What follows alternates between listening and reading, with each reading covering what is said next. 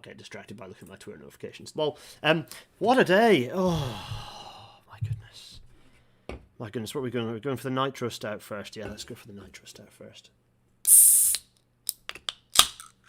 Oh golly, it's one of those, isn't it? How are you all doing? Well, let's go big face for a while. I say hello. How you all doing? You all right? You're well? Oh my golly, what a day! I'll show you what I can't get a good head on a beer when I'm concentrating on. Anyway, it's very nice. It's a Midnight Merriment by Siren Craft Brewing. They've put it in front of my head. Looks nice, doesn't it? Anyway, going to enjoy that stout. Hello everyone. Yeah. Lots of people saying debrief from Transport Select Committee, please. Yes, we are going to do that. Because yes, indeed, I was up in front of the Transport Select Committee this morning. Who watched it? Who was there? At me if you watched it. F's in the chat.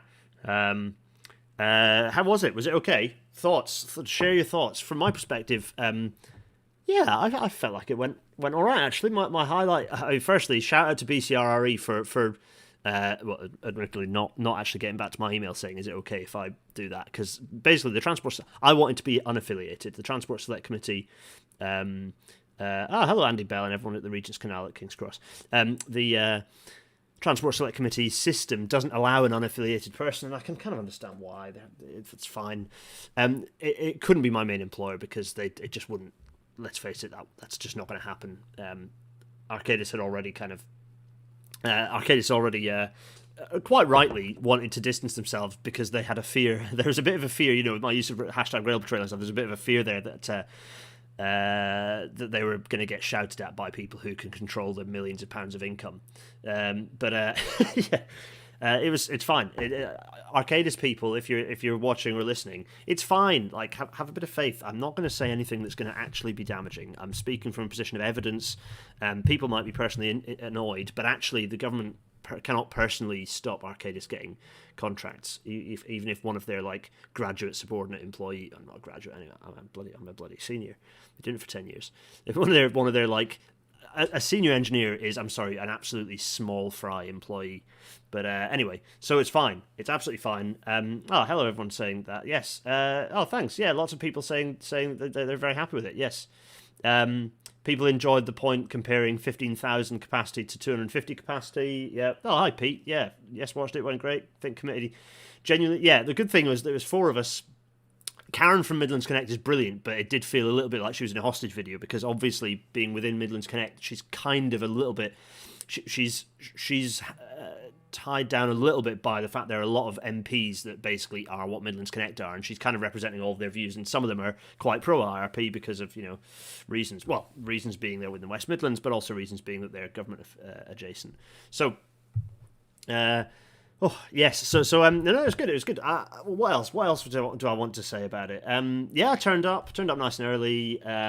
So sat through Andy Street's session, which was good because actually I don't see eye to eye with Andy Street on lots and lots of things, obviously, but for the most part, there are only a few things that I wrote down that I fundamentally disagree with him with. He actually made a lot of good points that allowed me to kind of shorten how much I kind of said stuff. So I think yeah. So that was good. Listen to that. Immediately, desperately needed to wee. So that's fine. And so basically went through the whole thing. I don't know if anyone knows, I went through the whole thing cripplingly in need to go to the toilet. So absolutely knocked it out of the park on that front, which was fine. I answered my first. So the first thing I had in my head was oh crap! I tried to avoid my affiliation. I've said it explicitly. Right, okay, right now remember to say the thing that I'm supposed to say before I start. Right, okay, read the thing. And in thinking that, I actually didn't listen to the first question. So I answered the first question based on what the first question was supposed to be on paper, but they'd actually jumped a couple to the levelling up question. So my first answer is a bit rubbish, actually. I make some fine points, but it's a bit rubbish. I only really pick up traction when I'm actually addressing the questions later. So forgive me for the first question. Please forgive me for that one. But the others I was quite happy with, particularly the one. There are several that I think were really key. The one about whether I think it was useful to make the point that I'm not just going, no, you can't do anything on the existing network. It was a good question, actually a fair question from I think it was Miles Jupp. No, is it Simon? Anyway, saying that saying what you can actually achieve on the existing network, and that there are some mixture of things that you can achieve, and so that was good. And the 400% one was key. So that was a really important one for me to talk about, because that statement in the technical annex of the IRP is possibly its most egregious. It's most offensive, most offensively wrong. Shall I get my little face up in the top corner? In fact, shall I just go big face again? Hello, it's me in big face. What else? So we had. So that was that. So we answered those questions. Ian and John were fantastic. It was good. I was partway through saying we were a good group. Actually, I think it was good that the four of us were good. It kind of complemented each other. I was pleased that they were all like. Everyone was saying, "Oh yeah, what Gareth said," which is kind of nice. Bearing in mind they're actual academics. I am not. I'm just a mug. The three other people there actually know this stuff. I'm just a P-way engineer. I'm essentially an amateur when it comes to all the other railway stuff. It just happens to be that I can communicate it. Apparently I'm able to communicate it well. By the way, this shirt pongs, just as an FYI. For all the professionals, for all the very high up senior people listening to this in podcast form, this is just, you're not getting any of the details you want, are you? Anyway, I need to deflate a little bit. It's nice to chat to you, lovely lot. No, Jack and I didn't manage to get that cup of tea. I was meeting someone else for a cup of tea afterwards, and Jack's session finished quite a lot earlier anyway, and I think Jack ended up being whisked off by media people to do a load of interviews. So we messaged each other a bit afterwards. So we're not going to meet up, which would be nice. It's very cool. I'm saying I lecture. Thing is, I haven't lectured at Birmingham for like 3 years. Well, no, that's not true. I haven't lectured at Birmingham for 2 years, and I lecture at the Permanent Way Institution every now and then. But anyway. So it's a bit. It feels I've got massive imposter syndrome, sort of sitting with these actual senior academics there, and it's just me with absolutely no planning experience, just as a track engineer mucking around with concrete and steel is my day job. But anyway, it's up there. It's not on the UK Parliament channel. You can download it. You can actually download it yourself, but it is available to stream. Actually, do you want me to send a link? I'll send a link in the chat right now, so you've got that. I'll do it because I think that might be something that you. Wait. I'm nearly there. Just need to. Oh God, where's the link? Where have I put it? Oh yeah, but it was on Monday, wasn't it? Right, that's the link. Yeah, there we go. Good, lovely. I'm going to pop the link in the chat right now if you want to go back and watch it. But I'll put it underneath if you like as well. Anyway, so yes, there were. Yeah, thanks to everyone. Thanks, Deirdre. Thanks everyone for saying that. And genuinely, chat about it in the Discord. Any comments you have, chuck comments on the Discord if you've got detailed comments. Yes, but you can absolutely watch it back on the parliamentlive.uk website. If I go back to No Face again, I very much dressed for the occasion. In fact, I was quite specifically dressing I was trying to say trans women are women, trans men are men, and non-binary people are valid through having the trans flag colours on me with pink and blue fortuitously, and I was also wearing my Progress pin badge and my Campaign to Electrify Britain's Railways pin badge as well. So I was very much in pink. In fact, not all pink is on display in these images, so for anyone who's... Anyway, that's quite enough of that. Oh, anyway, unless anyone else wants... there's some good discussion going on. It's probably one for the Discord to kind of continue all the other discussion. Yes, I'm glad people were referring back. Sorry. Let's go back to before we go to talk about COVID stats. The reason I put Greg here is because I was hoping to get more of a biting series of questions from I was hoping that Carl McCartney would hang around, but he scowled at me quite viciously and then just left while I was midway through an answer. So never mind on that front. Kate, really? Did Ian and John supervise your PhD? That's very awesome, Kate. Cool. That's very cool. Oh, well, high quality folks then. That's very reassuring. Well, in which case, I'm absolutely honoured that they were referring back to my assessment and descriptions then. Good grief. Talk about imposter syndrome. Anyway, Greg Smith. Let's get the pen in. Greg Smith, who is here. Here's Greg Smith. He's not a fan of HS2. If you've not come across him before, he hates HS2. And he tried to get me with two questions. The first question was, about benefit cost ratios and how the benefit cost ratio is so how can we be sure of its robustness, to which I responded, yeah, we can't. It's dreadful. It's a useless way of analysing big projects, and if we included all the main benefits of HS2, the benefit cost ratio would be much better. So yes, I agree, Greg, which he didn't like. Then so that was question one. Question two was why. I mean, it was a stupid question. It was why a private company, why a private, if it's such a good investment, why are private companies not getting involved in it? It's like, well, I shot him down by first saying just private companies are just not equipped to make multi-billion-pound investments like that. Number one. Number two, because of how stop-start government is, of course private companies aren't interested in getting involved in this sort of level of investment if the taps might be turned off tomorrow. He didn't like that answer either. So I quite enjoyed owning Greg. That felt good. I watched it back, and it wasn't quite as snappy as it felt in my head, but I was quite pleased. That was probably the moment I was most pleased. Anyway, thanks everyone. No, they're not Pikachu socks. These are not Pikachu socks. They're just socks with like cheetahs on them, I think. They're from Next. It's not very exciting. And that suit is, if people are really interested, the suit's from Slater's. I think it was about £80. And I think the tie and pocket square combo came from a Primark shirt, possibly. So I'm afraid I was not wearing a high quality product at that point. Anyway. And I think it's a Burton shirt, I think, that I'm wearing, so that ages that. Right, let's talk COVID stats. So, what's going on? Road is continuing its steady rise upwards. Cycling is shot up because of the nice weather, presumably. Nice bit of cycling in the aftermath of that. The weather's quite nice. It's kind of warm. It's in the aftermath of the storm. People are cycling about, which is kind of nice. I hope that doesn't diminish too quickly. But it's nice to see cycling above the 100% pre-COVID level marks, which is nice. What else? Buses are cruising around at the 80% mark by the look of it. So there's buses, and it's difficult to tell. Buses are bouncing around. It's difficult to sort of spot what's going on that.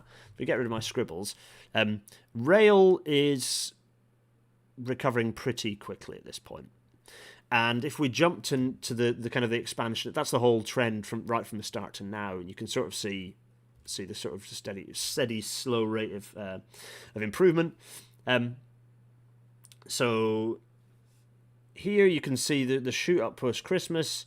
Here you can see the drop, although not much of a drop, during the storm. So that's the drop there. Clear my scribbles again. You can see that there's a climbing. This is always underestimates. We're currently at exactly. Rail is currently at 70%. That's where rail currently is. The rate of acceleration, I think we've maybe got a week before we're at, or maybe 2 weeks before we're at 80%. I think I think we'll be hitting the top of a bubble. I think we'll be bumping against the ceiling at that point, because I can't imagine how we can get more than 80% ridership, given that so many timetables are still reduced at the moment. I haven't actually drunk any beer. Oh, that's it's not bad actually. It's not bad. So yeah, I reckon 80% kind of maybe kind of 2 weeks, kind of by 2 weeks. Sort of, yeah, around 2 weeks. Let's say 2 weeks to 80%. And then I think it's going to kind of reach a bit of a ceiling. So there's the 80% mark. It's going to reach a bit of a ceiling, I think, because of the timetable limitation. What's interesting is the feedback from train operators, which is generally across the board, that they're what do you call it? There's a word for it. There's a business word for it. Anyway, the amount of revenue that they're making off this ridership is not as much as it used to be. So more people are traveling again, but they're spending less on their rail travel, which is very interesting.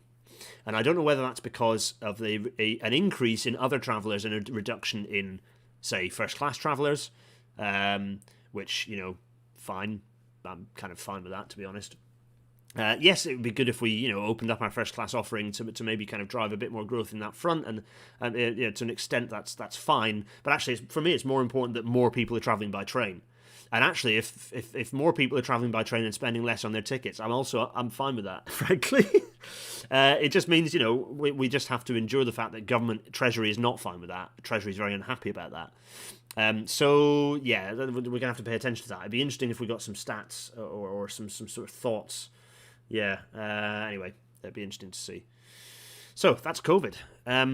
time for the news. Talking of government and treasury and all that good stuff. Government's lost the plot.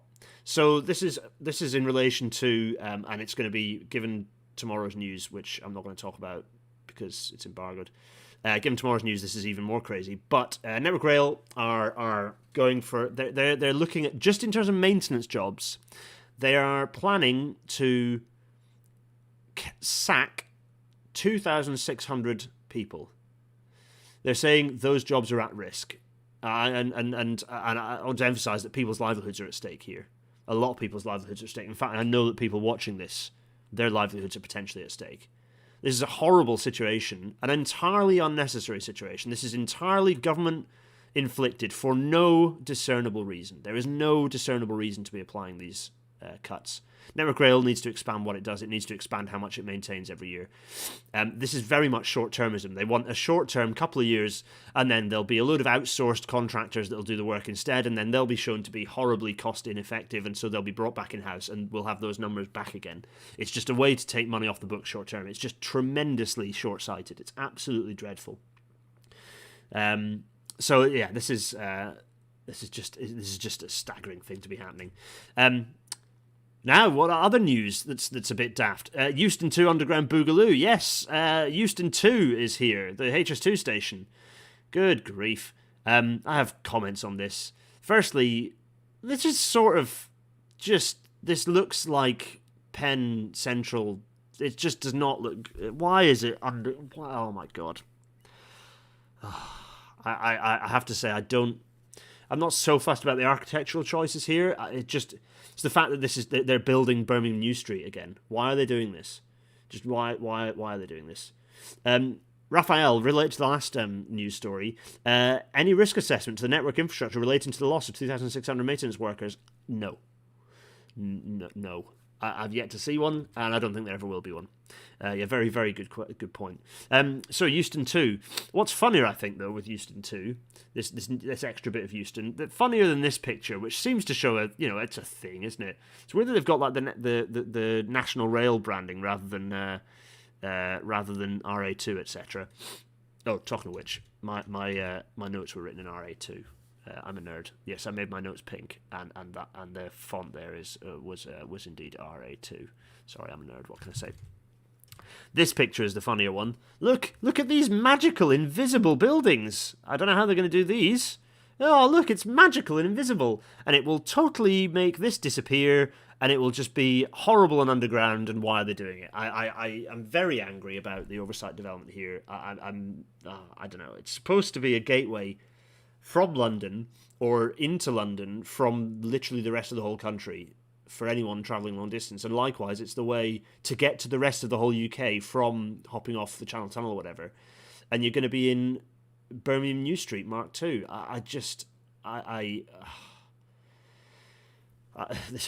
And of course they've sacked off the 11th platform, and that is entirely so that they can do oversight development. There is no other benefit to it. I'm just absolutely blown away at these choices. This isn't HS2's fault. This is entirely because of central government being just trying to cut costs. And remember, we're talking about pretty trivial amounts of money in the grand scheme of things here. So yeah. Sorry, what's embargoed. That's right. So there's some stuff embargoed. It's funny how I forget how I've set up my own slides. There's some news that has been embargoed. I have no idea what that news is, but the news will involve some heavy vindication on my part. So we'll look forward to that tomorrow, shall we? Interesting little publication that's come out, actually. I don't often spot these, but this one's a particularly interesting looking one. Transportation and Quality of Life Evidence from Denmark by Heibel and Mulalich. And it basically is pointing out the fact that quality of public transport is really directly related to quality of life. So all the stuff that when I kind of esoterically talk about the value of public transport, this is this is fundamental. Like the academic research is very explicitly pointing out that public transport is a public good and improves quality of life. So it's not even anyway. So Feel free to look up more papers like that. But this is it's an interesting little paper. This, yeah, Kate. I thought that's a good point. I think you'd certainly an interesting one to look at. What's interesting then is to look at if this can be tied into actually evaluating transport proposals. Kate, we need to have another chat. In fact, Kate, I should come over to Leeds and we should have a coffee, because I need to get a paper out with Robin that we're nearly finished publishing, and it'd be fun to talk about some potential. I'm already doing some other collaborations with another Leeds organisation about data. We should have a chat. Anyway, shout out to all the people who I've just realised I can't actually say in any detail what I'm doing, but shout out to those people who are cool and want to and asking to do stuff with me, because it's awesome. Some of the opportunities we've got in the next couple of years are pretty cool. Interesting little study, 5 post-pandemic priorities for London rail users. You can pick this up on Rail Business UK. There's a consumer group. Oh, nuts! What's the consumer? It's like, is it like London Transport or something? Oh, passenger oh, golly! I'm sorry to the user group that have. Sorry to the user group that I've forgotten the name of. But anyway, they did a very interesting little study on what they went around and sampled, I don't know how many, 200 or so or more. It was a reasonable population size, not a huge one, but a reasonable one. It might be bigger than that, actually. I might have done them a disservice. But anyway, they asked what do passengers want, and there's 5 asks which passengers want, which is quite interesting. Let's go through these 5. So, number 1, do not reduce capacity. Seems fair. Number 2, do not reduce frequency. Yeah. So basically, people don't want their service to get worse. 3, this is possibly the most interesting one, because the first 2 are kind of obvious. It's like, well, I don't want the service to get worse. I enjoy using the train, and I want the service to be good, so that I can use the train more. So the number 3 one is interesting. More metro-like services. So they want more just turn up and go services. That means high frequency, which is really nice. London Travel Watch. Thanks, Kate Pangborn. Yes, London Travel Watch. There was the group. It's not ABC, no, Simon. 4, more ambition for train services. They want operators to have more ambition for the way that train services can operate. So potentially looking at connecting different dots that hadn't previously been connected. But I think generally that the sense of the more ambition is that they want a more expansive rail service. So. The 5th thing they want is they want more train and station cleaning. They enjoyed the pre-COVID levels of cleanliness in the train, and those have fallen away a bit as staff numbers have been reduced. So there's the 5 things. 1, 2, 3, 4, 5. Quite interesting. Go and support Rail Business UK to read that and read more detail into it. But I thought I'd list them off. Sorry, Chris, for pooping on your parade there a little bit. But hopefully you'll not lose it. Hopefully you'll get some people going and reading the article off the back of me plugging it. Anyway, what else is interesting? Manchester had. Oh, this is exciting stuff. The judicial review brought by some private bus operators. I'm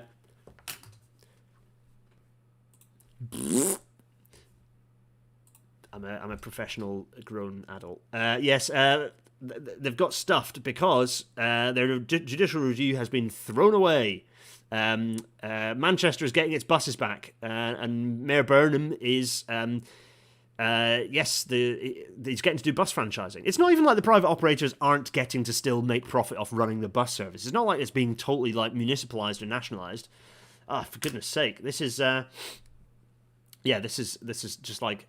This is good news. It's good news, and hopefully it's the start of the end of, certainly for urban suburban buses, it's the end of the ridiculous free-for-all. We are going to see buses with regional and city branding, so it's going to be B themed or whatever it is, but it's going to be Manchester buses. It's not going to be Doodad, it's not going to be MacGuffin, Northern Spirit, First Stagecoach, Stockport East buses. It's going to be It's going to be Greater Manchester buses, TFGM buses, and it's going to be brilliant. I'm very excited about this, and more of this needs to be happening in the major city regions. It's good stuff. Matt, yeah, they do have trams, but the trams aren't. The buses are a vital part of the network. Trams are just part of that system. Trams and buses really complement each other. They don't compete with each other. So yeah, this is good news. This is really good news. People asked me a thing, but it's gone. The previous thing is someone mentioned related to the previous story. What about non-rail travellers? Well, yes, but I dare say they want the same thing. If you have more, if you reduce capacity and reduce frequency, you're not going to bring new people onto the railway. What else? Right, yeah. So this is something I missed, actually, that I was supposed to put in the news last time when we did the big news roundup, or the previous time we did the big news roundup. This is something that's ridiculous. This is in the Levelling Up white paper. Higher weight limits for lorries and enabling the general use of longer semi-trailers on British roads. Oh my goodness me, why are we doing this? Why on earth are we doing this? There's a climate crisis, folks. What on earth are we doing? Fourth power rule means that HGVs cause like tens of thousands of times more damage to the roads than like your little sort of small family car. And so the other thing that's funny is that pothole repair has become a levelling up thing. So the levelling up white paper has managed to create a perpetual pothole machine, which, to be fair, is quite a spectacular feat. I'm impressed by this. Also, in other news, it's a good job we ran over Insulate Britain. Here is an interesting graph that I saw being shared. Home insulation installations by year in Great Britain. In 2010, it was over 1.5 million. 2011, a bit more, not much more, but a bit more. 2012, it was about 2.4 million homes getting work done. And that dropped from 2012 down a lot. In 2013, it dropped down to like 0.3 million, 300,000. It went up to 0.5-ish in 2014, and then since then, it's gone down even more. It's now like 0.1. It's a good job that our gas, that we have a steady supply of gas, isn't it? I'm not talking about Ukraine, by the way, because I just don't think I've got anything useful to add. It's absolutely horrifying to watch the scenes, and absolute solidarity with everyone out in Ukraine, apart from the Azov battalion, who I don't think we should be arming because they're literal fascists. But anyway, they thankfully make up a minority of the people fighting for their livelihoods and homes in Ukraine. But because of the whole Putin gas and oil situation, it's really good that we, it's worked out that like a sizable number of decile percentage points could be saved in gas usage by us having insulated our homes more. So that's fantastic. Absolutely brilliant. Really good. Just tremendous effort all round. Well done. Brilliant work, Westminster. Oh, talking about government just taking us on an absolutely wild ride. Shout out to Anne Gavahan, hero of the show status, by the way, for the absolutely most watched ever Rail Natter episode, thanks to it being found by QAnon. Anne Gav on Twitter was saying, driverless trains don't magically end strikes, and I'm a little worried that the DFT is making this explicit connection today, suggesting they don't understand what it actually takes to run a driverless service safely. This is a very key point, and this was in response to a couple of other tweets that were bouncing around. Number one, from this Wazak, Isabel Oakeshott, Vampiric Oakeshott, the average tube driver earns £56,000 for a 36-hour week, plus bonuses, and gets 43 days annual leave. No wonder they never leave. No, what you mean is, this is why everyone should join a union. Today, they're bringing misery to millions of Londoners by going on strike to demand an even better deal, change the law and fire the lot of them. This is a tweet from an idiot. Firstly, the reason they're paid... firstly, zerally, £56,000 in London is like, it's not a bad salary, and there are a lot of people who are on a lot less than that. But 56k is not rich people money. That's like enough, if particularly if you're a single earner within for the household, that's about enough to scrape by if you have a family. That's not a huge amount of money as a household income. Also, the fact that they're bringing misery to millions, as in the fact that London entirely relies on these people, that's why they're paid well, because London relies on them, because they have a really important job to do. Oh my goodness me. Change the law, fire a lot of them. What's also funny is that Isabel Oakeshott is annoyed that the tube is on strike and that trains aren't moving, so her plan appears to be to absolutely guarantee that no trains move. Just absolute brain genius stuff. Just complete brain genius stuff. And it gets worse because the same brain genius stuff was being dribbled out by everyone's fan favourite, our special Rail Natter boy, Grant Shapps. For the second time this week, TfL tube strikes have. I need to actually be able to do a Grant Shapps impersonation. I'll practice for next time. TfL tube strikes have brought London to a standstill. Given the government has provided almost £5 billion to protect services and TfL jobs throughout the pandemic, this is no way to repay hard-pressed taxpayers who are simply trying to get to work and home. What? Firstly, taxpayers aren't funded. Oh, anyway, but also you've provided 5 billion. No. You've cut 1 billion plus from TfL's funding. It's not just because, and as a result of that, working rights and pensions are under threat and getting squeezed.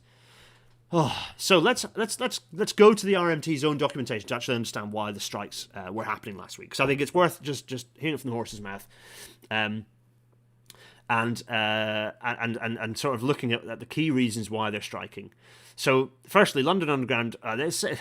RMT are always, you've got to take some of the RMT stuff with a pinch of salt because, their unions, and so some of the stuff is hyper-political, kind of politicised and so on. But so it's not so much that LU wants to cut 600 frontline positions. They're kind of being forced to cut that many positions. TfL says it needs to make £500 million worth of cuts every year to be self-financing. Again, that's inflicted by central government. TfL is the only system of its type not to receive regular funding, absolutely. TfL relies on fares for 75% of its regular revenue. By comparison, only 38% of the New York subway's revenue comes from fares. So that's pointing out some of the facts. But the reason for the strike is they're striking to stop job cuts, to defend conditions and protect pensions. So it's just that there are potential job cuts happening, and that in order to make savings, the hard fought for rights are potentially going to be eroded. And what's critical with this is, and actually I was in when I went on my little adventure to go on the new bit of Northern Line extension to Battersea, I overheard two drivers having a chat at the end of the platform when they were waiting for the train to return them, and they were saying, look, obviously it's like, look, obviously things are pretty hard, but I don't mind, services, I don't mind my conditions changing, I don't mind hours changing, I don't mind shift rotors changing, but they can touch my pension over my dead body, was essentially the thrust of what they were saying. It's very much a do not touch their pensions, because let's face it, that's the one thing they're like, okay, my life might be hard while I'm working, but at least when I finish this pretty hard job, I will have a decent pension. That's why I do this job. That's like one of the key perks of doing this job is I'll have a decent pension, and I will be comfortable, and I'll be able to support my family, continue to support my family when I retire. So taking that away is something that's rightly really problematic, and it's the same reason why it's a key to, along with the four fights, it's a key reason why the UCU, why university staff, although not nearly enough of them frankly, were striking. Again, pensions. You work in a job that's hard, that involves you putting in a lot of extra hours, a lot of shift work, a lot of sort of unpaid slog, certainly in the case of academics, because you will get a reasonable pension out the back of it, and if that gets stripped away, then it's just you're losing a lot of incentive to do that work, and it's ripping at the heart of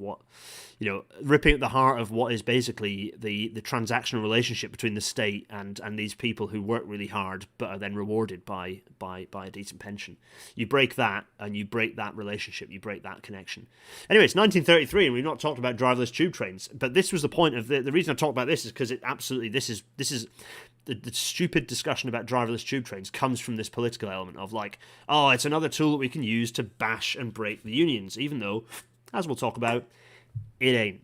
Anyway, sorry about all that discussion, but hopefully that's all, it was worth talking about the news. I'm glad we did the decompress about the Transport Committee, and we're going to kick off tonight's show. So thanks for everyone who's been listening impatiently, waiting for me to actually get to the body of the report, of the kind of the body of the rail natter. But I promise we are right now, literally as I speak, I'm hovering over the arrow key to start tonight's episode.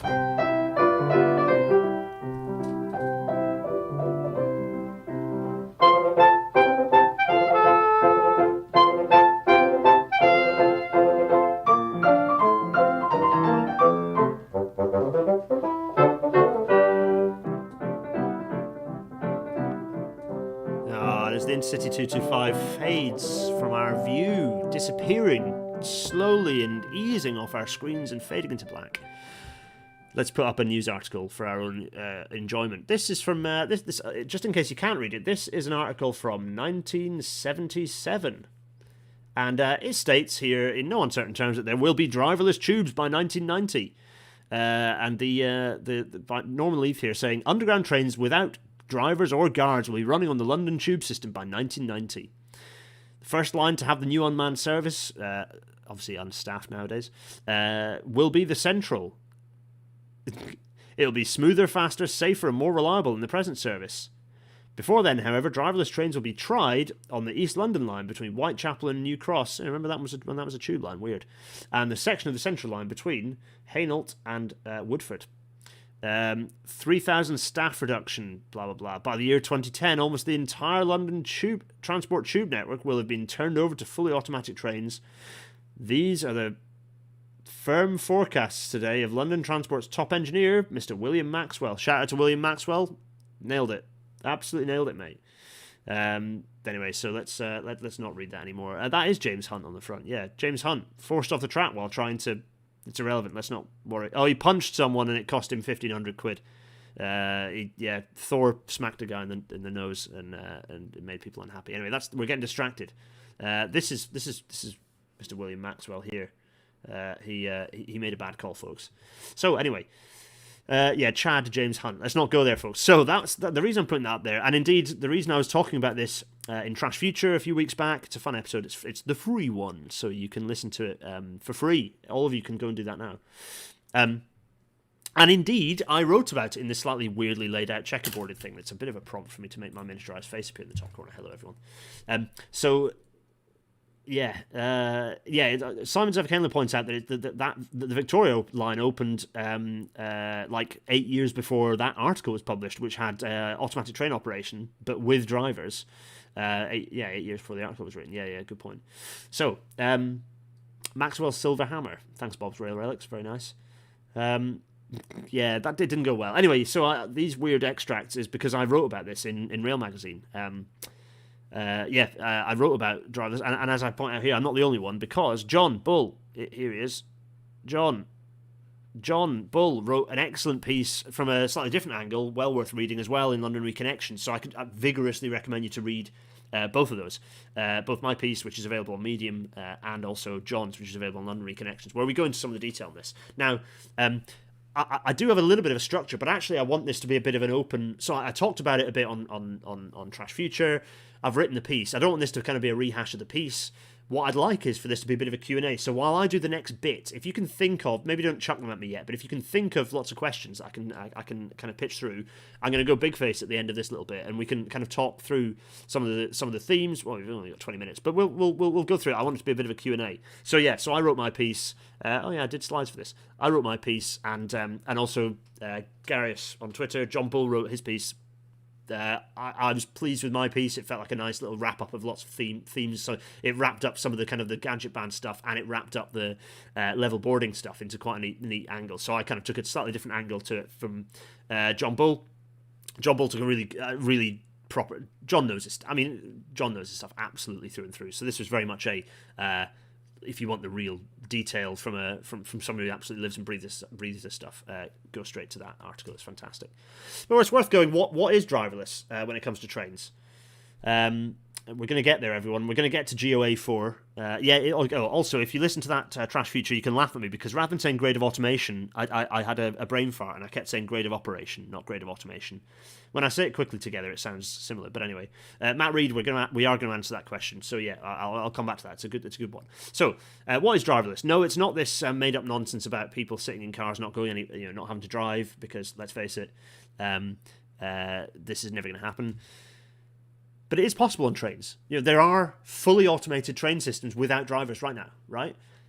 And they are all built specifically to do that.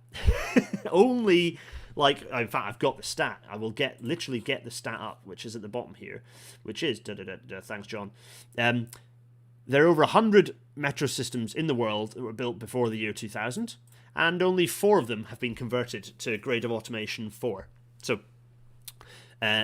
the idea that we can convert sensibly and easily convert driverless train driver and older legacy metro systems into driverless is for the birds. But this technology exists. I'm not saying that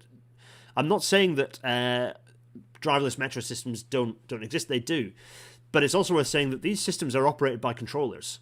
So the idea that these systems allow you that mean that these systems are strike free, This one here is in Paris, for God's sake. I can absolutely tell you for a fact that is not made that line strike resilient.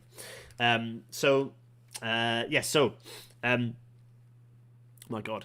So anyway, there's a driverless train, metro train, and there is a driverless infrastructure.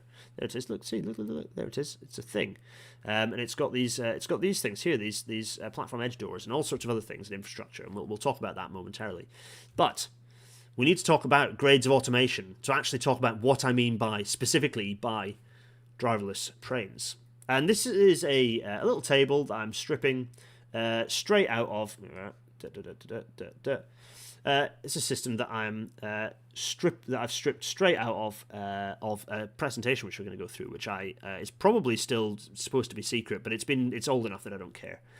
So let's talk about grade of automation. So grade of automation 1 is where you have here's some slightly different names for things that you've got. So grade of automation 1 can be referred to as a manually driven train, a manually controlled train.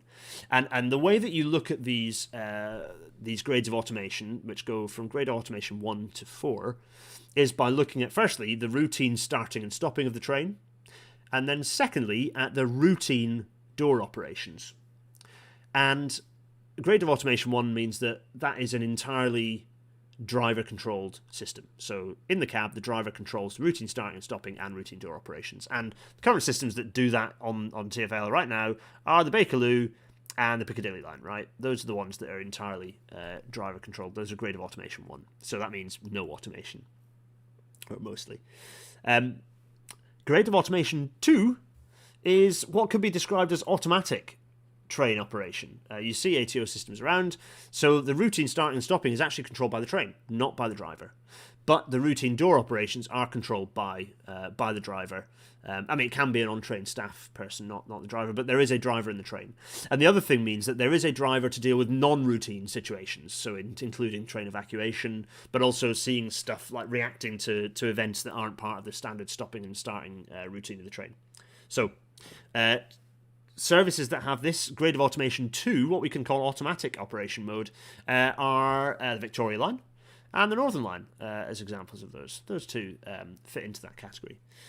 Grade of automation 3 is where you can actually say, okay, the system can be driverless, right?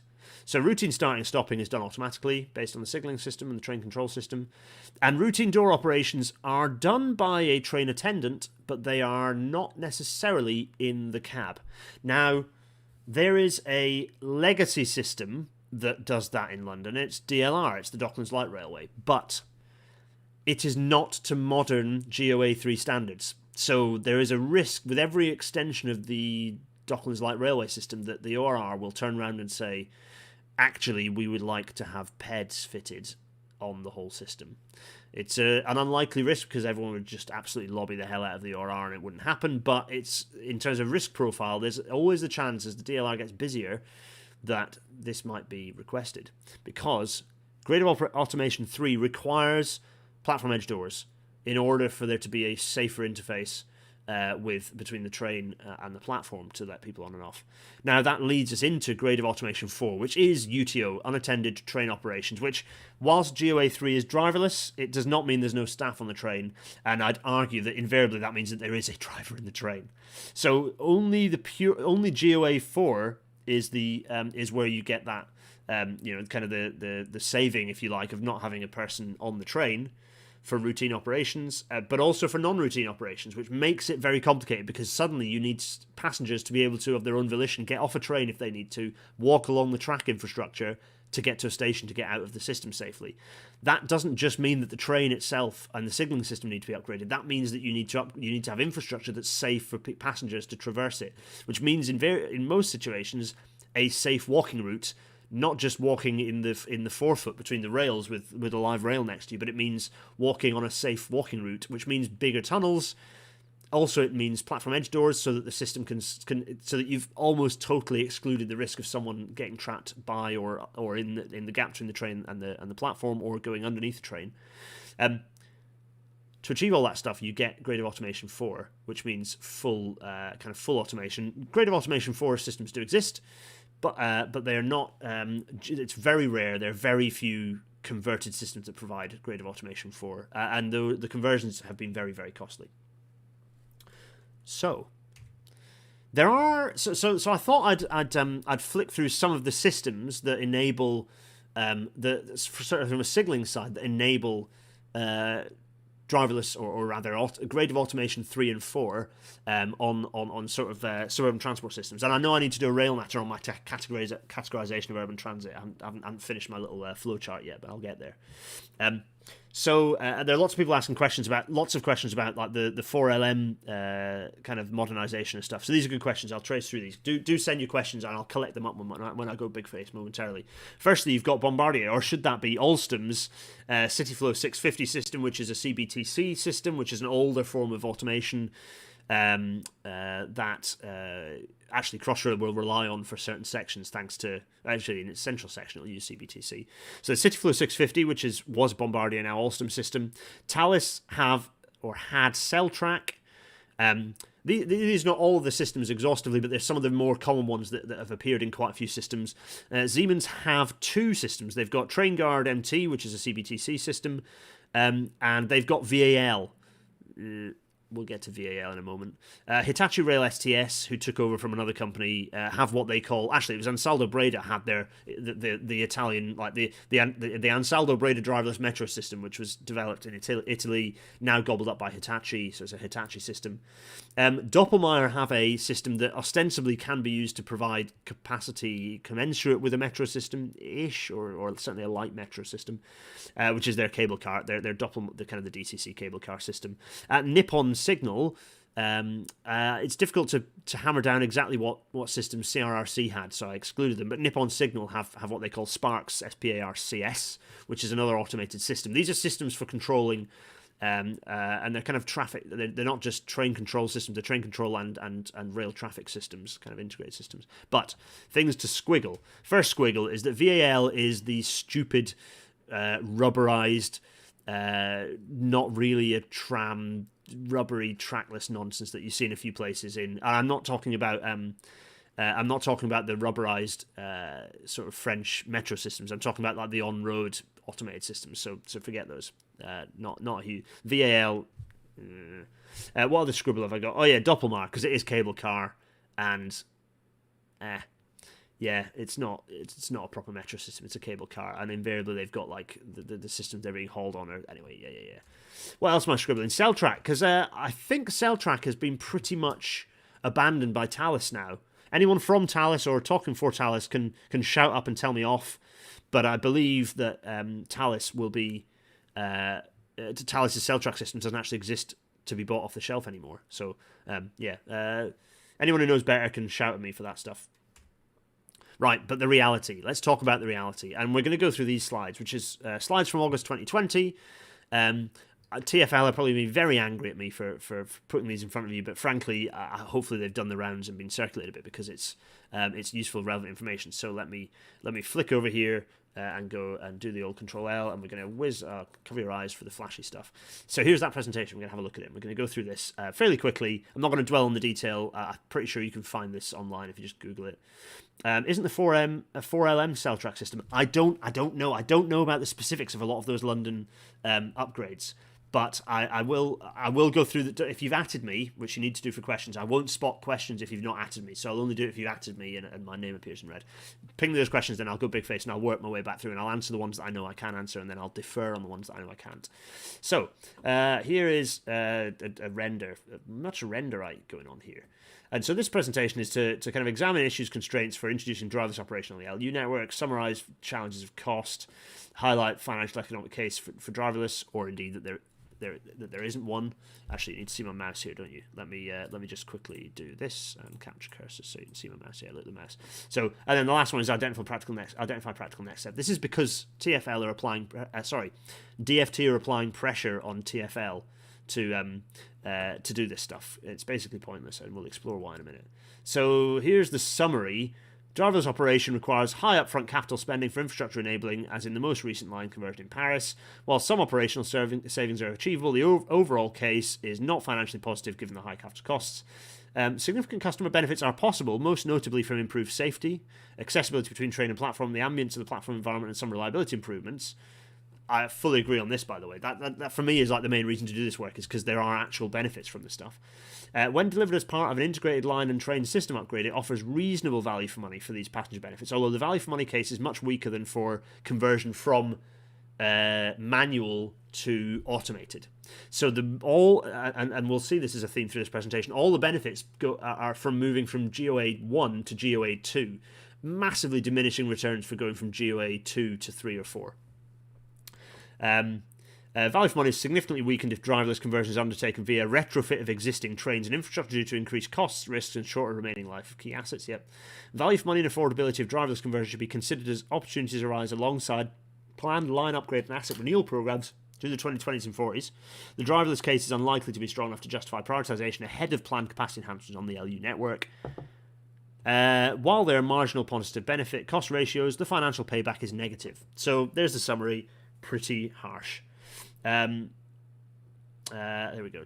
So they're talking about stage of upgrades, and they've put this table and they've actually overwritten some of the text. Fine, this is the key principles of business case framework, whatever. They've looked at some examples, so they're looking at DLR. The rising demand has driven progressive network expansion of higher frequency services, but with grandfather rights to extend operations using the original GOA 3 operating model. So this is what I talked about earlier, is that it's not a modern GOA 3 system.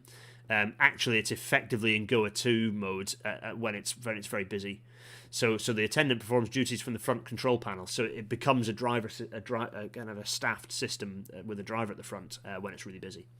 The busiest 10 station-to-station links on DLR have an average of just under 20, or around 18,000 weekday boarders, compared with 66,000 on London Underground. So it's pointing out the DLR is very much, I haven't remembered my definition yet, but it's like a light metro system. It's not providing the sort of through. It's not dealing with the throughput that you get on London Underground.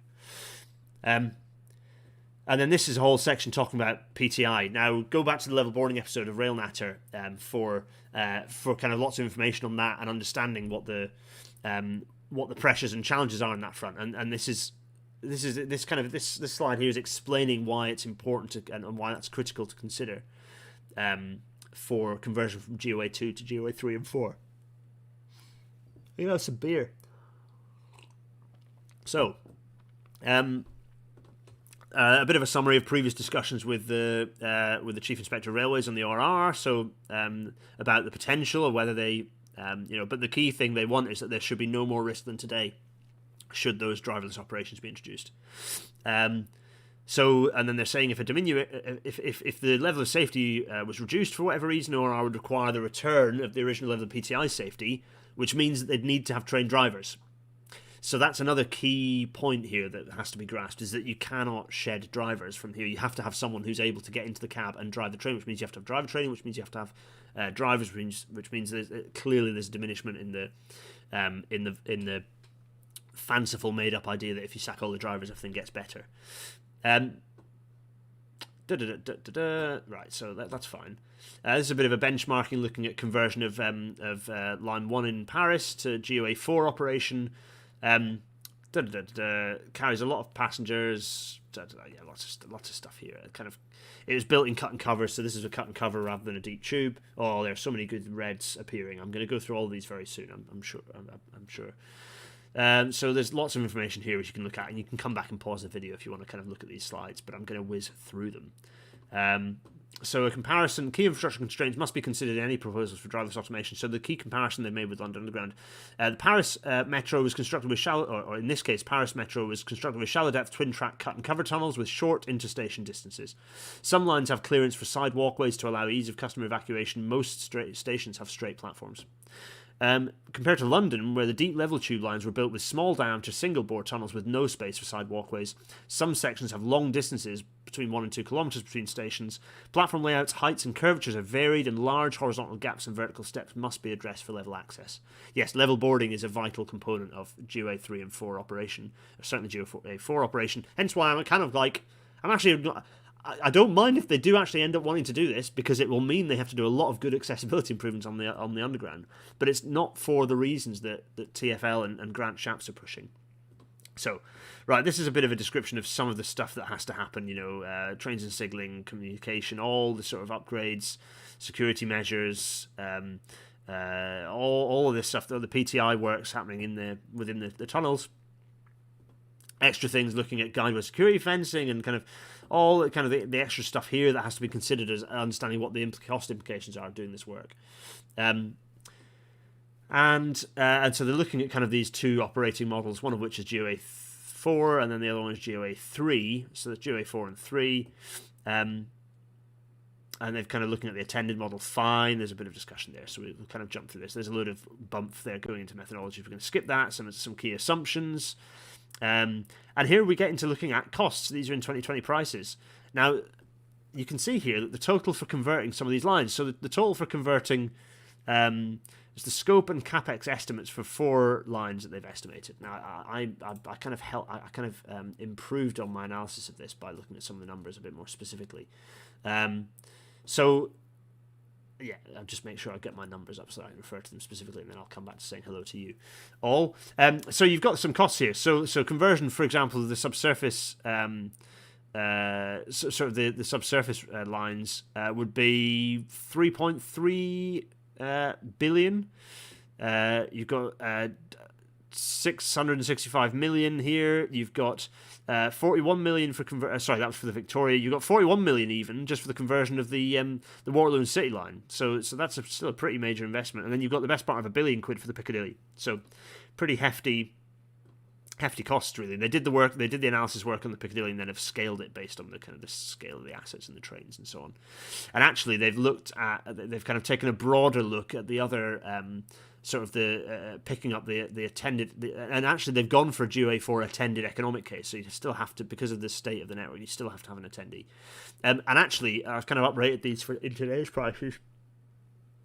It is. Oh, I've talked too much and I'm yawning. It is around 11 billion quid to convert the whole network. So it's 11 billion quid to convert the whole underground network, which is like, that's a dump ton of money. If that was a government funded project and it had any value, in like, fine, government could fund it. But they're telling TfL that TfL need to fund it. And why should TfL spend 11 billion quid on something that they're managing that safety? They're managing, like, it'd be great if they did it from a level boarding and from a safety perspective. You know, the fact that you've got PEDs would provide a suicide barrier, lots of benefits to that work. But also a huge amount of disruption to passengers and the risk that you actually turn passengers away from doing that work.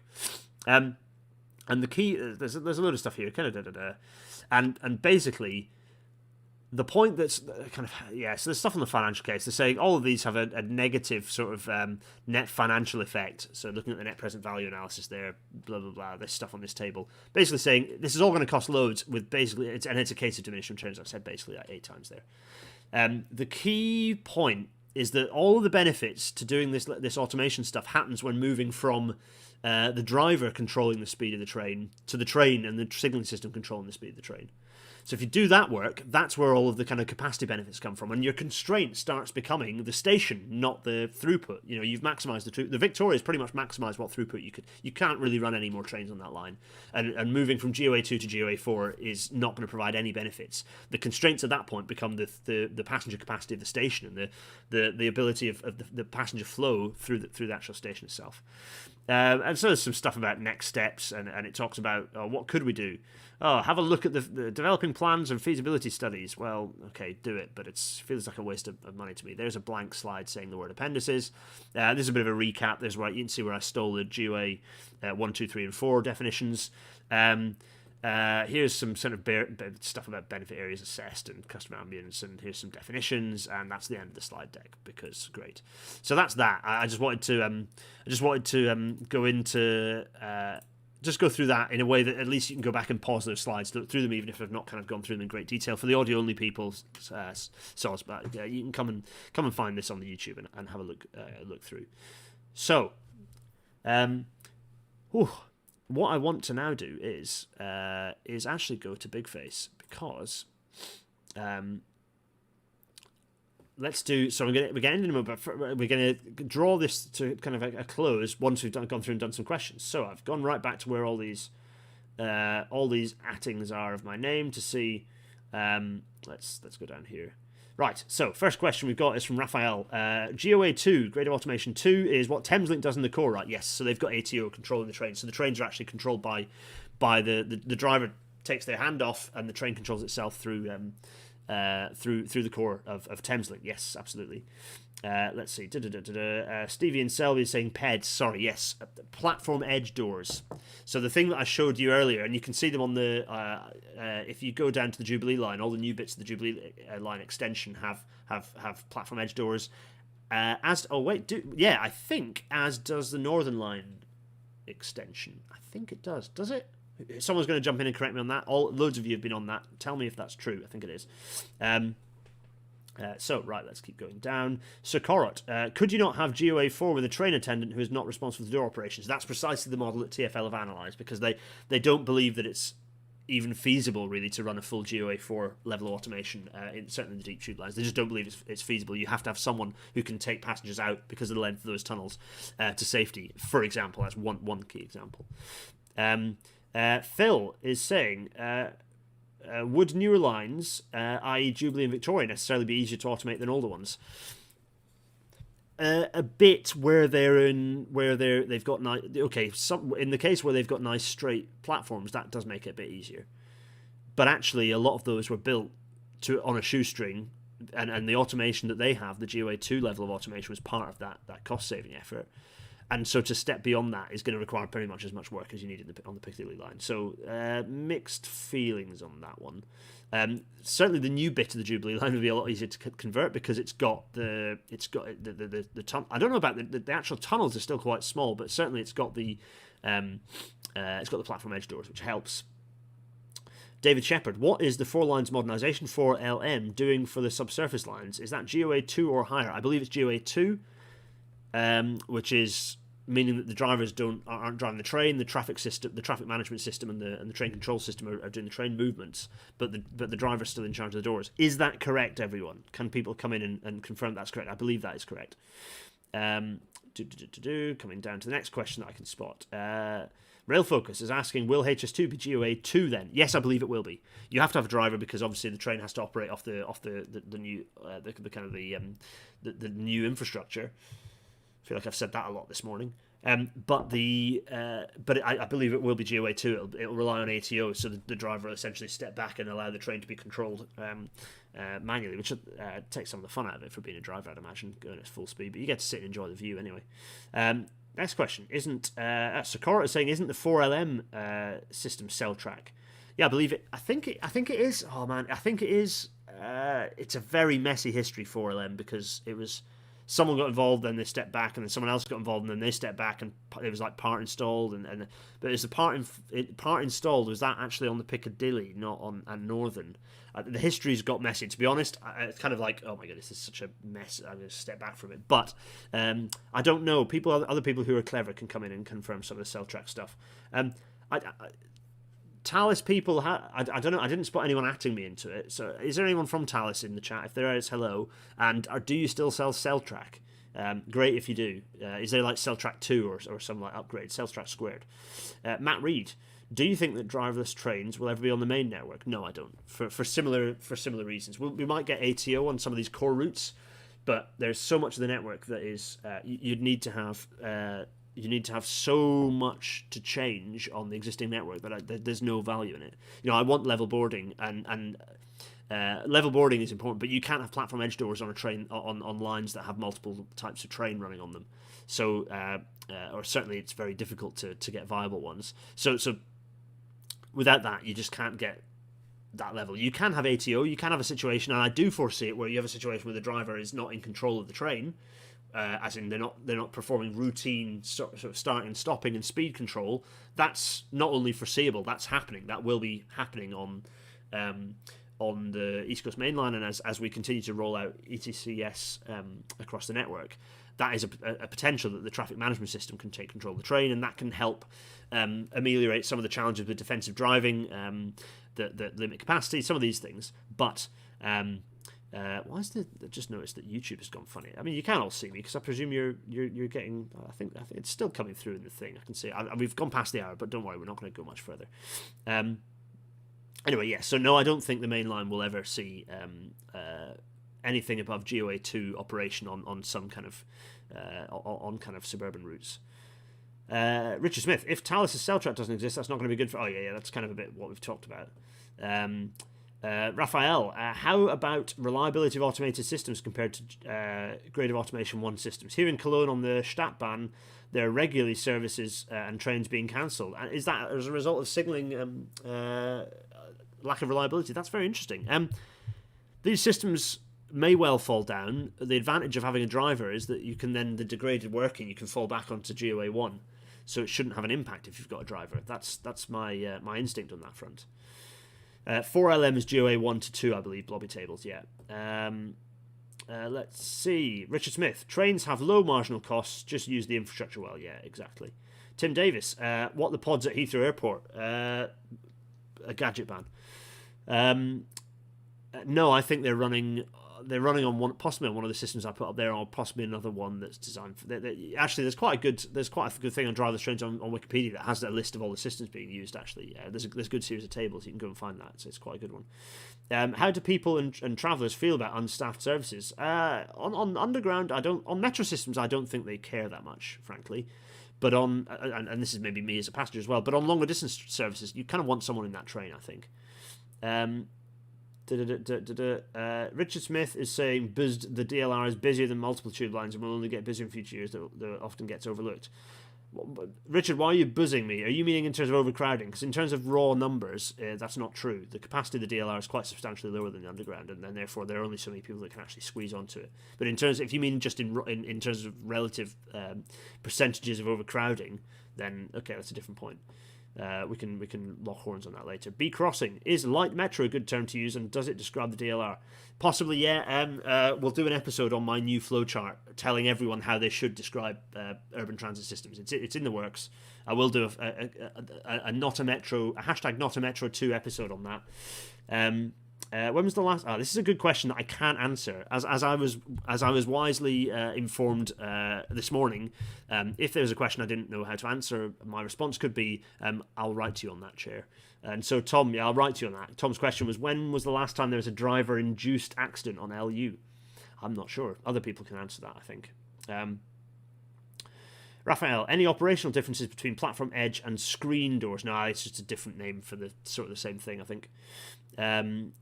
Sakura, should RATP line 1 not be compared to the subsurface lines and not deep level because cut and cover? Yeah, yes, absolutely true. But I suppose the point is that it was a conversion that had happened. You know, if you're, yes, it's easier to convert the subsurface lines, but the question is being asked.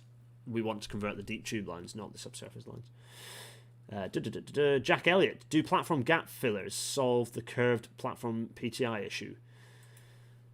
Only if they're mounted to trains. So the standard 777s have an extendable gap filler that shoots out underneath the door to deal with curvature.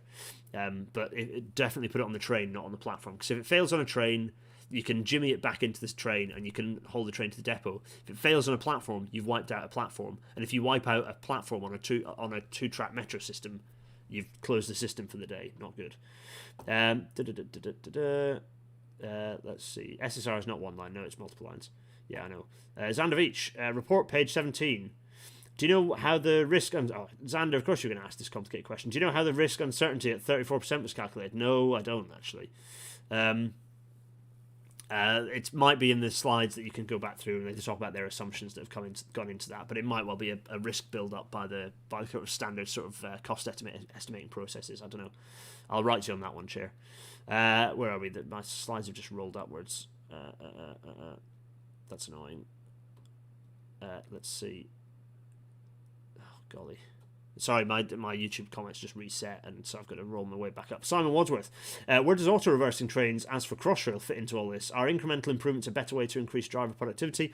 So, yeah, it's a good point. One of the things that you could potentially start getting with GOA, there are potential, and they highlight this, I think, in that presentation. One of the potential benefits is that a train in pulling up, passengers can hop out and it can reverse and the driver can make their way through to the other side and then sit down while it's still moving, so you can actually do that process, so that can accelerate reversal. So that's certainly true, and it's a potential way to improve driver productivity. I don't know whether that can be achieved GOA 2 or it needs GOA 3 there, but it certainly is the case that that's a major potential. It is a major potential benefit, but still reversing isn't necessarily a limit on capacity when you've got the right infrastructure set up. And actually, in lots of cases on the underground, there are a few lines where it's a pressure, but actually, and again, I'm not a pro on the underground. I don't know the underground as well as I know the national network, but its throughput is certainly like in a lot of the tube line, in a lot of the tube's cases. In a lot of the in a lot of London Underground line cases, the throughput is reaching the point that it's at maximum now anyway.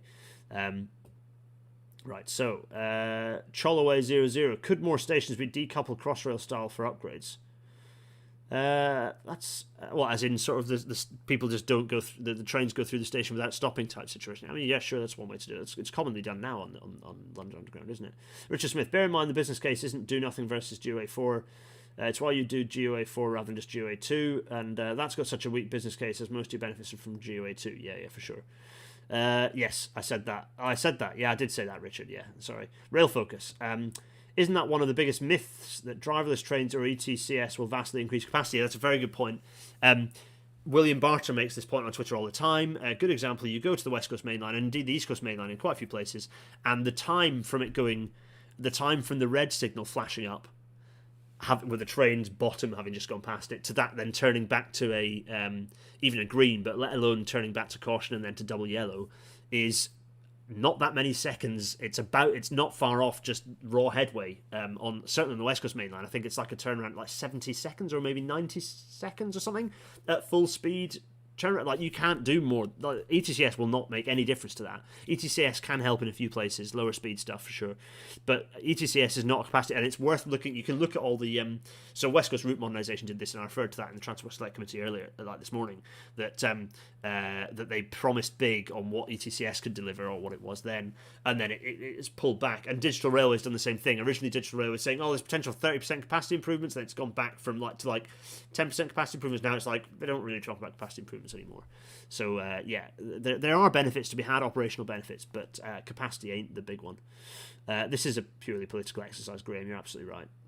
Nice to have a quick look at that business case. Yeah, you're welcome, Raphael. Hopefully that's I might get shouted at for putting that out, but whatevs. And hopefully it's interesting. You can pause the YouTube and kind of have a closer look at some of those things.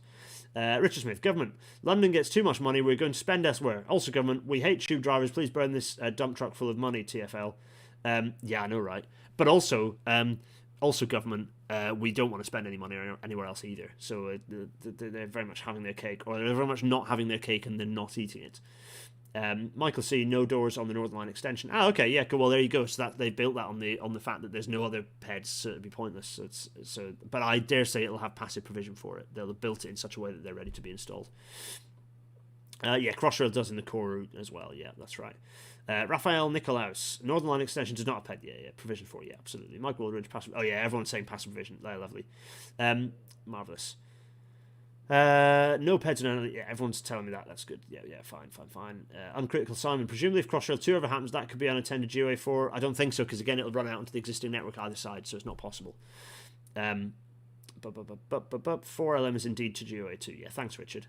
Owen the Signal. How does any organisation ever make a business case for GOA4 if you need to retain drivers in case of reversion to driver ops? I don't know why I went Welsh there, but I felt like Owen the Signal. It's a bit like Jones the Steam there. In fact, literally Owen the Signal is there. That's Owen the Signal's profile picture. Nice work. How does any organisation ever make a business case for GOA4 if you need to retain drivers in case of reversion to driver ops? Well, indeed. Is there still a dead man's hand switch on GOA2 Plus? That's a good question, Gareth Williams. I don't know. A very good question. I don't know. The cleverer people than me will be able to answer that one. I'll write to you, Chair. David Shepherd, do you know how much the rebuild at Bank costs? Oh, golly. How many billion is it now? It's like 1.1 billion. It's some enormous volume of money. It's just an enormously expensive project that's been going. Someone I'm sure can comment on that specifically. Ned Carlson, how absolute is the PED requirement really for GOA4? We're still expanding SkyTrain in Canada without them on grandfather rights, but if you're building a modern system, from my point as an engineer, my perspective, I would say it's absolutely unacceptable to be building a GOA4 system. I mean, for me, it's unacceptable building any new metro without PEDs, because they, suicide risk and also the risk of when it's busy, people falling onto platform is just absolutely if you're building a new system, there should be PEDs on it. Partly, I'm disappointed that there aren't on LLE, but maybe there's a mixture of trains, or there are new trains appearing. They didn't want to do it yet. I don't Lack of drivers in Köln. Looking for a solution. Yeah, sure. So, what else have we got? We've got. Oh, I just reset again. U-Bahn in Nuremberg has no PSD but GOA4 with radars. Yeah, they've built a safety case around an alternative system, but I still, there are major benefits to PEDs. Major benefits. Screen doors are full height, floor to edge. Edge doors do not reach all the way to the ceiling. Oh, thanks, Michael C. That's the specific. Okay, so they basically mean the same thing, but screen is top to bottom. So, but doors are not full height. There we are. As in, they're full human height, but they're not right up to ceiling the tunnel in. Okay, there we are. Fine. Richard Smith. 34% is a standard TfL business case development manual value for risk for a project at this level of development. Bang! There we are. Simon Wadsworth. Yes, except reversing on the circle line would not happen. Yeah, fine. Raphael, off topic. What is that green yellow book next to you on the shelf? Where? Which one? This one. Actually, it's two things. It's a St John's Ambulance Fire Marshal reference guide, random, and then behind that is the old. I don't know how old it is. At some point we'll have a Rail Natter bonus episode. It's the old Know Your Traffic Signs DFT book. I can't remember how I got hold of that, but I have it. And fine. Is that the one you're referring to? Yeah. Maybe it is. I'm looking around. I can't see what else it could have been that's green and yellow. Richard Smith says, detraining is your main issue with reversing mid-route via siding. You have to clear the whole train to avoid any carryovers into non-passenger areas, which is staff and time intensive. Yeah, sure. David Shepherd, I would have thought that building tunnelled loops similar to the Kennington loop would be cheaper than replacing all the trains on a line with self-reversing trains. Yeah, maybe. Quite well, not if you're replacing all those trains anyway. Right, we're getting there, folks. We're getting there. Don't send any more questions because I'm now going to change. Once we get to the end, I'm going to try and get to the end of them and then get ahead of you all.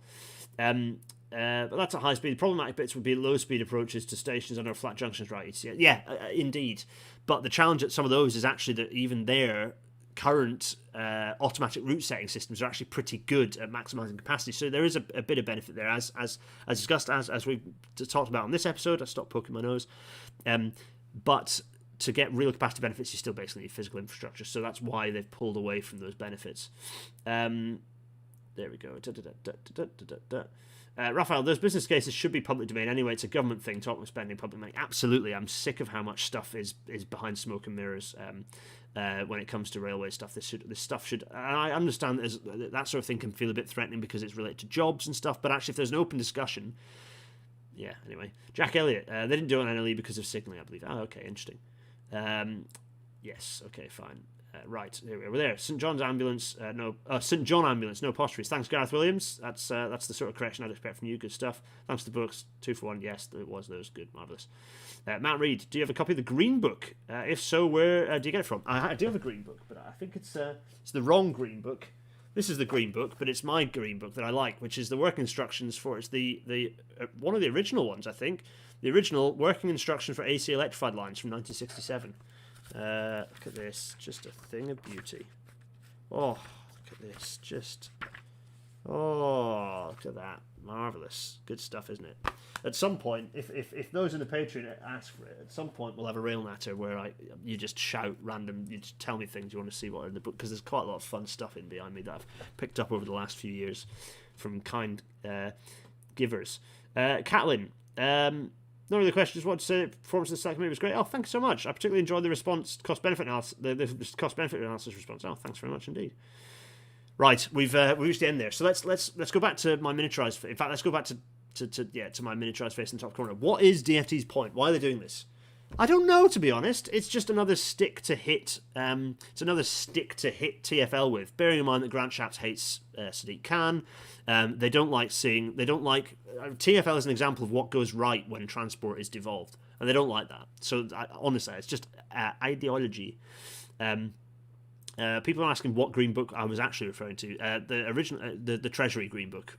No, I don't actually have a Green Book, and I don't know if it exists as a thing. I don't know. Does it? No. Right, let's get rid of my face. No face. And Thanks everyone. It's the end of the episode. There's some fun teasers later, so don't switch off quite yet. Thanks to everyone who's been watching. YouTube's been doing weird things and dropping the concurrent viewers, but it's jumped right back up again. Hello to all the 150 of you who are watching. That's exciting. Available on all good podcasting platforms, which is cool. I'm broadly keeping on top of it. This one's gone long again. I was trying to keep this one as a short one, but we chatted a lot about the news, didn't we? Anyway, it is just a culture war thing. You're right, Jack Elliott. Available on all good podcasting platforms. I've just recorded another podcast that's coming out with someone else. That's coming out in a couple of months, actually. It's quite a way away, so that's fine. Patreon.com/GarethDennis to support me, to make more of this stuff happen. If you're wondering, if you have a 9-to-5 job, why are you on Patreon? Well, it's because it kind of I dedicate quite a bit of time to this stuff, and it's because I care and I love you lot. But also, the Patreon stuff just helps me, helps de-stress a little bit, and it feels like a little bit of a support and justification. It also allows me to pay for bits and pieces, like kit, and actually less kit now, because I think I've pretty much got all the kit I need for a long time, but certainly it allows me to it kind of pays a bit of my time, if you like, pays for train tickets if I'm going to do a shenanigan of some kind. So your support on Patreon is really, really welcome, and it does allow me to do more of this nonsense that we are currently all experiencing simultaneously. It's a shared fever dream. Merch from Masquette. Exciting stuff on that front. I'll come back to me on that, but you can just search Railnatter merchandise and I think it comes up. PayPal.me/GarethDennis to throw loose change vigorously at me, often accompanied by abuse. And GarethDennis.co.uk/Discord for the Discord server, where the Discord things happen. It's like the chat, but it's perpetual, and there are many more of them, and they all happen at once, relentlessly. Shout out to everyone in the Discord who was discussing the chaos earlier. It was good fun. Yes, so... Raphael was impressed with the temple in which I tackled those questions. Yeah, I know. It's like, yeah. David Shepard says that he thinks that David Shepard thinks that driverless trains is there to make drivers think that giving up their pensions is a better option than losing their jobs. I have a sneaking suspicion that you are absolutely on the money there. Matt Reed is asking if I have to declare Patreon income to the tax person. Yes, I absolutely do. I have to put it on my self-assessment. It's all taxable, so 20% of what you give me disappears to the tax person. But rightly so. It's good. Paying taxes is good. That's fine. It is an income, and therefore it's not a gift. The PayPal stuff doesn't, because it's a gift. But although I think I do declare it, because I kind of count it as sort of like supplementary income as well. But anyway, patreon.com/GarethDennis to help pay my taxes, to help increase me pay the amount of tax. No, help increase the amount of tax that I pay, and I suppose decrease the amount you pay. No, that's not true. That's not how that works. Anyway, I'm waffling now. The reason I'm waffling is because I wanted to stall you all to say the new mug is here, or soon to be here. I don't know whether it's on the website yet, but it will be very soon. We definitely need to abolish the Treasury. The new Railnatter mug, it's here, everyone. It's very exciting. I'm quite pleased about that. So you can go and buy that mug and have that mug. And another piece of exciting news for everyone who came to the last live recording with a live real people audience. We're going to be doing another one of these in, I think, May. I haven't entirely... I'm going to do a bit of a shout through the Patreon section of the Discord server. Sakura's saying, do all patrons actually just sponsor the Treasury? No. 20% sounds like a very low rate. Yeah, well, it gets calculated by my... I don't earn that. I'm still not at the point where I'd be earning it as 40% yet, so don't worry. Anyway, I don't calculate the percentage. I just put the amount that I've earned that is taxable, and then the HMRC calc. Don't make me think about self-assessment. Come on, you're going to cause me stress and pain and anxiety. Simon Wadsworth, your link did appear. Yes, yes. More tax should equal more public transport. Absolutely. Which is good for quality of life. Absolutely, Kate. So, it's going to be another live one. This time, there's going to be larger numbers. I'm going to book it now that hopefully COVID won't do a number on us again, and hopefully everything will be a bit more safe, and we can have bigger numbers. So I'm hoping to get a venue that will do about 50. Do we think that's crazy? Do we think that's completely impossible? I don't know. But it's going to be a live one. I'm looking forward to inviting you all there. All of you are welcome, even if you came to the previous one. I'm excited. It's going to be fun. I don't know what the subject's going to be. I don't know anything about it. I don't know the exact date yet. I'm going to finalise that based a little bit on what people in the Patreon suggest. So if there's like a certain number of you who suggest a certain time that you reckon, but I'll suggest a few weekends. Anywho, that's in May. There'll be another one after. I'm hoping to do one more live episode before the end of the year, which will be in Cardiff. You heard it here first, folks. But next week, talking of how we fix public transport, next week, episode 105, we have John Stone joining us to explain why the UK must decentralise power to make public transport better. It's as simple as that. That's what the episode is. I've got a picture of the House of Parliament there. I was in them this morning. It was quite fun, but we need to take more power away from the House of Parliament and give it to local and regional people. So that is next week, folks. That was a cork of an episode. Fairly quick fire. I'm going to go and collapse. I'm going to go and collapse and do some heavy breathing, and also probably have a shower. But it's thanks for joining. Yes, Alistair, you've joined a bit. It's fine. You can catch up later. Anyone who's just joined, you can catch up later. I've just talked about driverless tube trains. I'm going to now leave you all in peace and quiet. Stop waffling and wave vigorously. It's Kate. You're going to join us on a rail net coming up soon. Don't you worry. Anyway, right. I'm going to wave vigorously. Go and collapse in a heap. And thanks for all your nice comments about the TSC this morning. And tomorrow's going to be an interesting day. Cheerio! Cheerio! Cheerio! Cheerio! Cheerio!